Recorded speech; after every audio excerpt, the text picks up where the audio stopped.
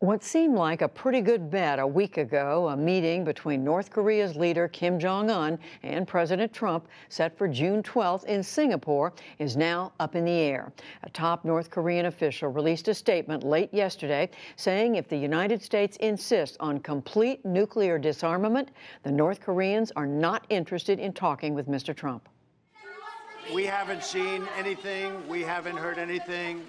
We will see what happens. President Trump responded to North Korean threats to cancel the June 12th summit with leader Kim Jong-un if the U.S. continued to push Pyongyang to abandon its nuclear weapons. Will you still insist on denuclearization of the North Korean peninsula? In the pre-dawn hours, Pyongyang upset months of thawing relations. First, it abruptly suspended high-level talks with Seoul in protest of a joint U.S.-South Korea military exercise called Max Thunder. The South Korean authorities lost all senses, should be held wholly accountable for the scuttled North-South high-level talks. Then a warning for the U.S. about another consequence of that annual drill. The United States will also have to undertake careful deliberations about the fate of the planned North Korea-U.S. summit.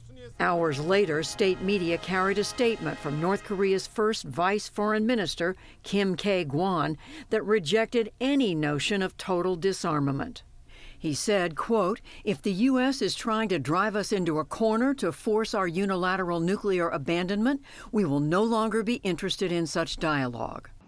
Before Mr. Trump spoke, Press Secretary Sarah Sanders said the White House is still hopeful the meeting will take place. Look, this is something that we fully expected. The president is very used and ready for tough negotiations, and if they want to meet, we'll be ready, and if they don't, that's okay too. And we'll continue with the campaign of maximum pressure if that's the case. The North Korean statement also criticized Mr. Trump's national security advisor, John Bolton. Last month, Bolton invoked Libya's 2003 disarmament as a model for North Korea and pushed for irreversible dismantlement before the lifting of sanctions. We have very much in mind the Libya model from 2003, 2004. Then Libyan leader Muammar Gaddafi was overthrown and killed in 2011 by rebels with U.S. backing. Kim said it was an awfully sinister move to demand Pyongyang do the same. At the White House, Sanders seemed to back away from Bolton's comment. I'm not aware that that's a model that we're using. Look, again, this is the President Trump model. This follows in the span of a few weeks, President Trump shifting from outright optimism I think that we're going to have a success. to occasional caution. If it's not going to be fair and reasonable and good, I will, unlike past administrations, I will leave the table.